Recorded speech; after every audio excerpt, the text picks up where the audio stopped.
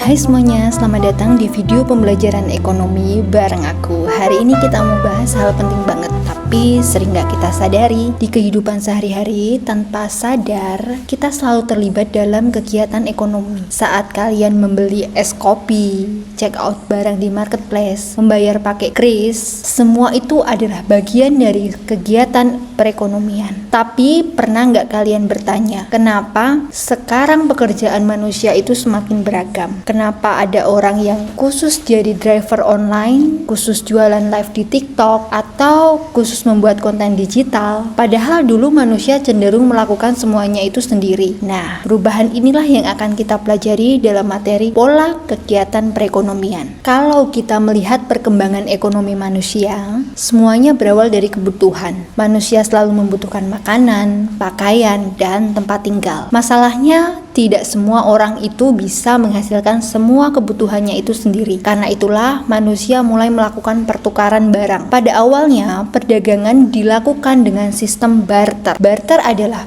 pertukaran barang dengan barang. Misalnya, petani menukar barang berupa beras dengan ikan milik nelayan, atau peternak menukar telur dengan sayuran. Sekilas terlihat sederhana, tetapi sistem barter punya banyak kesulitan. Bayangkan kalian punya ayam, tapi juga ingin membeli sepatu. Masalahnya, belum tentu penjual sepatu itu membutuhkan ayam. Akhirnya, transaksi menjadi sulit. Karena itulah manusia mulai menggunakan uang sebagai alat tukar. Dengan adanya uang, perdagangan menjadi lebih praktis dan efisien. Sekarang, kita tidak perlu lagi mencari orang yang mau menukar barang secara langsung. Cukup menggunakan uang, bahkan sekarang sudah berkembang menjadi uang digital seperti e-wallet, mobile banking, dan QRIS. Semakin mudah perdagangan dilakukan, cara manusia memproduksi barang juga ikut berubah. Pada masa awal, banyak masyarakat itu hidup dalam sistem ekonomi subsisten.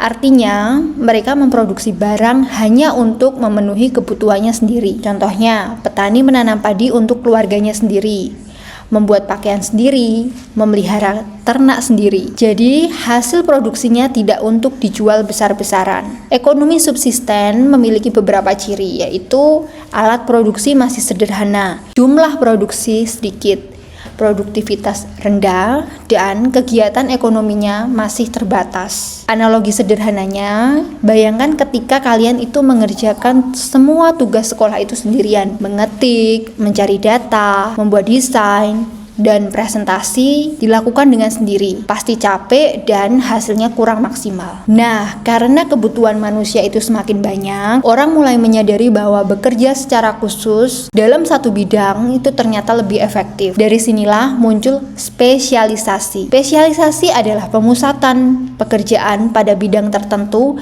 agar hasilnya lebih maksimal. Contohnya, ada yang khusus menjadi editor video, khusus membuat konten, menjadi programmer, membuka jasa desain, dan khusus menjadi admin media sosial. Karena dengan fokus pada satu bidang, pekerjaan itu bisa menjadi lebih cepat, kualitas meningkat, dan hasil produksi lebih banyak.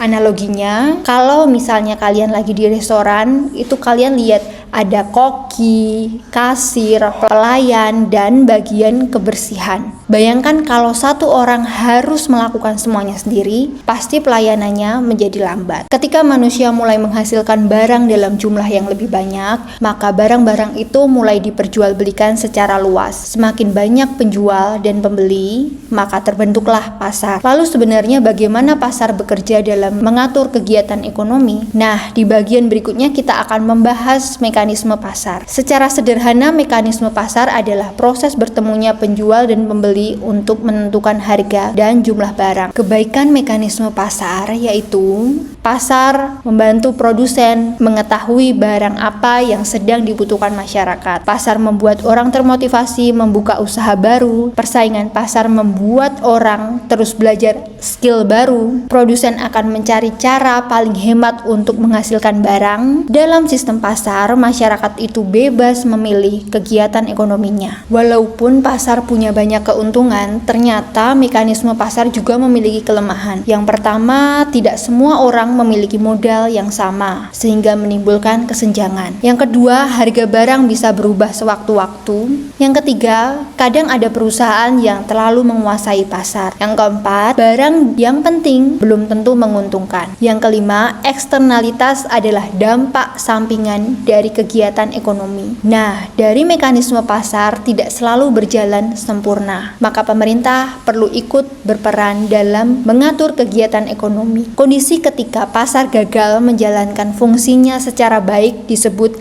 kegagalan pasar. Tujuan campur tangan pemerintah yang pertama, pemerintah membantu masyarakat agar kesempatan ekonomi lebih merata. Yang kedua, pemerintah menjaga agar ekonomi tidak kacau. Yang ketiga, pemerintah membuat aturan agar perusahaan besar tidak merugikan masyarakat. Yang keempat, barang publik adalah fasilitas yang digunakan bersama. Contohnya ada jalan raya, jembatan, lampu, jalan, dan taman kota. Itu digunakan untuk kepentingan publik. Yang kelima, pemerintah juga mengawasi pencemaran lingkungan, seperti pabrik yang mencemari sungai dapat dikenai sanksi. Bentuk campur tangan pemerintah yang pertama membuat peraturan seperti aturan pajak, upah minimum, dan perlindungan konsumen. Yang kedua, kebijakan fiskal dan moneter. Yang fiskal yang berkaitan dengan pajak dan pengeluaran pemerintah, sedangkan moneter berkaitan dengan pengaturan uang dan suku bunga oleh Bank Indonesia. Yang ketiga, pemerintah ikut melakukan kegiatan ekonomi, contohnya melalui BUMN seperti PLN, Pertamina, dan KAI. Jadi, pola kegiatan perekonomian berkembang dari sistem sederhana menuju sistem modern. Perdagangan membuat manusia semakin spesialis, pasar membuat ekonomi semakin berjalan lebih efisien, tetapi juga memiliki kelemahan.